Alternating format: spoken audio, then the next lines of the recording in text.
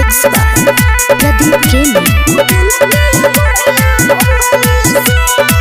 जवन करिया होली सा उ दिल के बढ़िया होली सा। जवन करिया होली सा उ दिल के बढ़िया होली सा।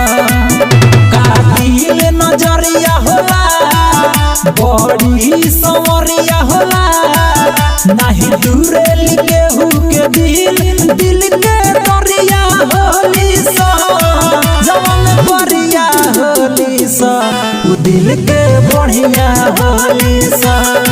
जवन करिया होली सा उ दिल के बढ़िया होली सा।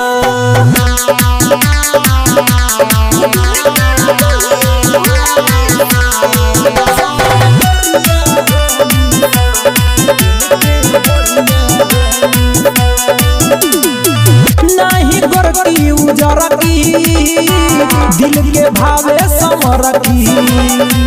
रहिले पागल दीवाना बाबे पसंद उहे लड़की। नहीं फरजीऊ कब हो खेली बिना खोखी के नहीं खोखेली।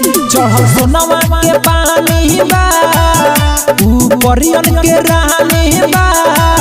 सुन सांस बनी के दिल के भितरिया होली सा। जवन करिया होली सा उ दिल के बढ़िया होली सा। जवन करिया होली सा उ दिल के बढ़िया होली सा।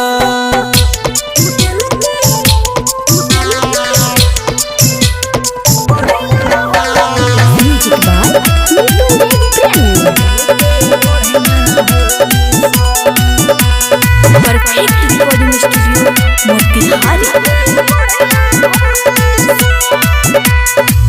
ऊपर से दुधिया गोराई भीतर से बाटे बेवफाई।